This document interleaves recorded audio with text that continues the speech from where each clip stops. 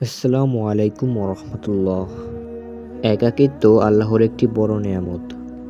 যখন আমরা প্রচণ্ড দুঃখে কাতর হই, তখন রবের প্রতি আমাদের ভালোবাসা প্রকাশ পায়। যখন আমাদের মহান আল্লাহ তাআলা আমাদেরকে অনেক ভালোবাসেন, তখন আমাদেরকে সব দিক দিয়ে একা করে দেন, যাতে আমরা আমাদের রবকে খুঁজে পাই এবং তার কাছে ফিরে যেতে পারি। মহান আল্লাহ তাআলা তাকেই দুঃখ কষ্ট দেন যাকে তিনি অনেক ভালোবাসেন।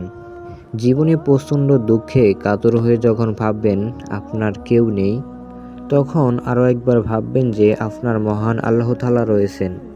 একাকিত্ব থেকে আপনি উপলব্ধি করতে পারবেন যে আপনার পাশে আল্লাহ তাআলা ছাড়া আর কেউ নেই। আপনি বুঝতে সক্ষম হবেন যে তিনি ছাড়া আপনার আপন আর কেউ নেই। আল্লাহর কাছে সিজদা করা ছাড়া কোথাও আর শান্তি নেই। একাকিত্বের মধ্য দিয়েই আমরা সব কিছু উপলব্ধি করতে পারি। তাই আল্লাহ আমাদেরকে একা করে দেন।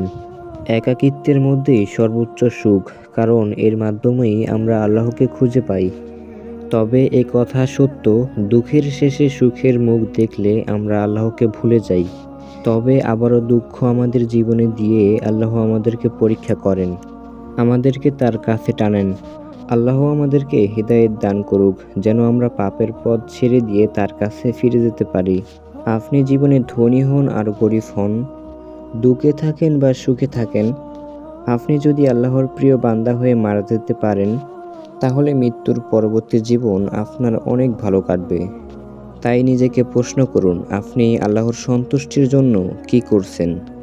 আমি আর কিছু বলবো না, কারণ আপনার বিবেক রয়েছে। আপনি বিবেক দিয়ে চিন্তা করুন, নিজেকে নিজে প্রশ্ন করুন। আমরা যেন কঠিন পরিস্থিতির মধ্যে আল্লাহকে ভুলে না যাই। আল্লাহ আমাদেরকে তৌফিক দান করুক, আমিন। ভিডিওটি ভালো লাগলে একটি লাইক দিন। এরকম ইসলামিক ভিডিও পেতে আমাদের চ্যানেলটি সাবস্ক্রাইব করে রাখুন। ধন্যবাদ।